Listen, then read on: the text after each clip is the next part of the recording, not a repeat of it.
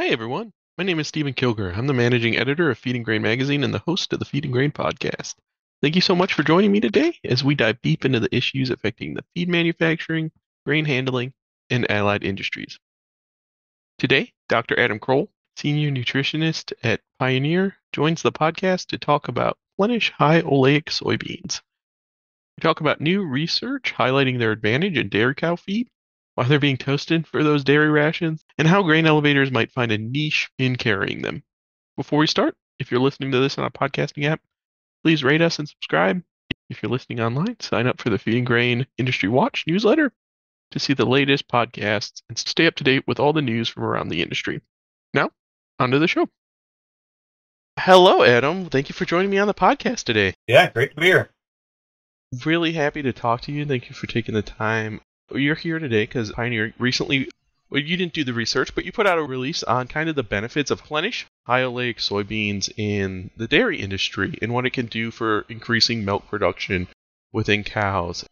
High Oleic soybeans are just kind of amazing because they give more profit to farmers, hopefully more profit to grain elevators. A bunch of different people can really benefit, but we need all the press we can about all the benefits they have out there. So thank you for coming and talking to me today. Can you kind of provide a brief overview of what Plenish High Oleic soybeans are and what their benefits are? Yeah, so Plenish High Oleic soybeans are nothing that's necessarily new. They've been around for, I think, getting close to 12 years. Originally designed for the food industry because the change in the oil fatty acid profile with more oleic fatty acids and less linoleic fatty acids had basically unique cooking properties and increased oil life in fryers in different industries. And that's where the product was originally intended for. And a couple years ago, in 2018, a couple of university researchers that were studying feeding various fatty acids in dairy cattle, looked at feeding Plenish High Oleic soybeans and found that they can have some really positive benefits to dairy cattle with increasing milk fat. And so, yeah, we've kind of run with it from there. Yeah, that's great. I mean, with any new product, it's crazy that even 12 years later, we're still finding new uses for it. So that's amazing. What are some of the key benefits that dairy farmers can expect from using Plenish soybeans, especially in terms of fat production in their milk and even feed costs and feed efficiency, stuff like that? Yeah, and that's really interesting because some of the original research was really focused on this concept that linoleic acid in dairy cattle, when you feed too much of it, and there's a lot of linoleic acid in corn and soybean products and byproducts, and so we feed too much linoleic acid to dairy cattle, we cause a condition called milk fat depression. So you actually lower the amount of milk fat that cow's producing. And so in Plenish soybeans, when we replace that linoleic with oleic, we reduce our risk for milk fat. And so we see when we feed them, at least some of the original research showed, we get a nice increase in milk fat. So that was 2018. And as more farms have started feeding it, and some of the other dynamics within the feed industry, especially during the pandemic, when things like palm fat were hard to get and very expensive, some of the dairies started just using the fat from these Plenish soybeans and found that it created a cost savings piece as well. So not only were we getting some bonus increase in milk fat, and milk fat is worth a lot to a dairy, and we saw a lower feed cost as well. And now some of the latest research here in the last year or so has shown these cattle are becoming more efficient as well. Their feed intake per pound of milk production is becoming better, so they're becoming more efficient. So we're just keep finding more and more and more benefits to these high oleic soybeans, and the benefits to farmers on their return on investment is really, really good. We've seen increases of over $1 per cow per day of increased profitability. And when you start putting the numbers to that on some of these dairies, that's a lot of extra money just from high oleic soybeans. Yeah, definitely. And in some of the research, roasting the soybeans has an effect on the properties? Is this like a common practice? Why are people kind of doing this? Yeah, that's a great question. One of the most common questions we get asked. Whole soybeans necessarily aren't really, really popular historically for feeding because, it was more efficient to take the oil out and then feed the byproduct. But there are places in the country that especially on the East Coast, where a lot of farms really like feeding roasted soybeans traditionally. And the reason roasting is popular is it does a number of things. One, and the most profitable piece of it, it increases the rumen bypass protein in the soybeans. And so it basically doubles the amount of rumen bypass protein, which is a much more expensive protein. And in that process, it also destroys the urease enzyme. And that's an important piece of the equation because whole soybeans, if they're not roasted, contain a urease enzyme. And if you have urea in the diet for these dairy cattle, that urease enzyme will split it and turn it into ammonia, which can be toxic. And so feeding whole soybeans, unroasted soybeans with there's urea in the diet can cause some issues. So roasting, providing some benefits there on the bypass protein, makes it safer to feed. And, it increases palatability, shelf life, before they can become rancid otherwise. So we were really recommending roasting. I know there's some logistical hurdles associated with that. A lot of farms putting on-farm roasters. There are mobile roasters out there, but a lot of those things work for dairies under 1,000 cows. You start getting bigger and bigger dairies wanting to do it. It gets to be a little bit of a capital expense. And so it's one of them things where there is some ongoing research about can we feed these unroasted. Adam Locke at Michigan State is doing a trial right now, and we've seen some of the preliminary stuff.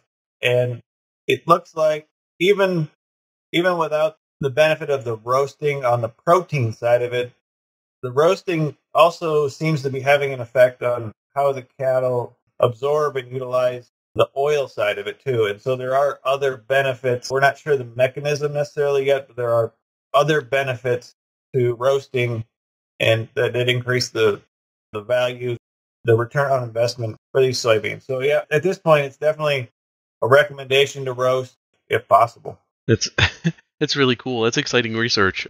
Obviously, grain elevators who want to carry High Oleic Plenish soybeans, either to transfer to other places or to sell them back to their own customers for their own feeding purposes, whatever it happens to be. There's some steps to go through. What kind of any suggestions for grain elevators who want to offer this both to their customers and also want to kind of handle this type of product as it comes in?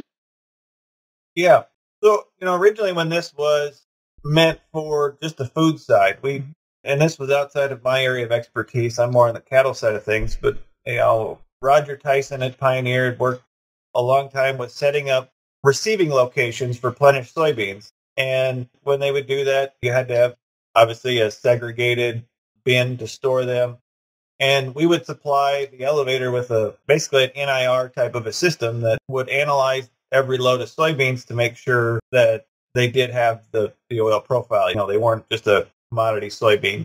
And so originally when it was just that part of the equation, that was fairly easy. We had some large receiving locations. And as we've transitioned a good chunk of these soybeans towards the dairy industry, we have a lot of small elevators that are wanting to provide a product to the dairy farmers.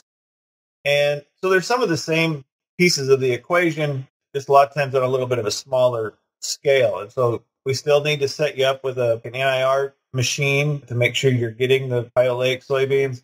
There's really not a whole lot to it other than making sure it's segregated. We don't want these intermixed with commodity soybeans. And so when a farmer goes to plant these, they have to have a dedicated final location set. So they need to say these beans are going to this elevator and all the beans are going there ahead of time. And so each elevator has the ability to set a premium on the High Oleic soybeans. We publish all the premiums on our website. You can see what are being offered. And I think last year they ranged from 85 cents a bushel up to $2 a bushel premium at these receiving locations. And on the dairy side, there's probably the step is we have some elevators that have the ability to do roasting there, so they can take in the beans, the High Oleic beans, keep them segregated, roast them, and sell them back to the dairy farm. Yeah, that's a big advantage, huh? So dairy farmers don't have to put in their own roasters if you start off that roasting ability to your customers. That's a big advantage. So are there specific best practices or guidelines for farmers? And where can they kind of get more information if they need it? I know you have some resources on your site and stuff like that. Is there a good central location to find info? Yeah, I mean, you can find some basic information on the varieties on pioneer.com. There's a whole page dedicated to Plenish. But probably the best thing would be to go through your local sales rep. Originally, the maturity of soybeans we put out to match where our central receiving locations are. As more and more dairies are interested in, a lot of these dairies are further north than we ever anticipated. So if you're interested in doing it, make sure that we have a soybean that matches the maturity that you are in and you have that ability. Today, the soybeans are only available in a Roundup ready version. They're not available in the newer Enlist E3 soybean. That will be coming, but depending on your feed pressure, that can be an issue if you have certain weed pressures in that area. Very good information. Yeah, it's always kind of best to call your local sales representative and just talk it out. They'll be able to answer any questions you have without you having to mess around with searching on the internet. We've already mentioned a few cool research initiatives that future developments that are going to happen down the line as we figure all the advantages to these soybeans out. Are there any other ones that are exciting that you can see happening, that any research that's currently going on that you're excited about? On the dairy side, there's a lot of really interesting things happening. This roasting, unroasting, that is some interesting pieces of how that's working. We'll learn more there. Probably one of the biggest things that's being worked on that will have a lot of benefit for the dairy industry is for nutritionists who want to put this in rations. The current ration balancing software doesn't necessarily know how to handle the changing fatty acid profile in predicting performance. And so we're supporting an initiative with Cornell to try to update the ration balancing model to show that if we switch to a different fatty acid profile, we can predict that this is the response that we will see. And so as nutritionists look to balance rations, that's an important piece to them. Is this an economical thing to add to the ration or not add? And being able to predict the performance will be very helpful.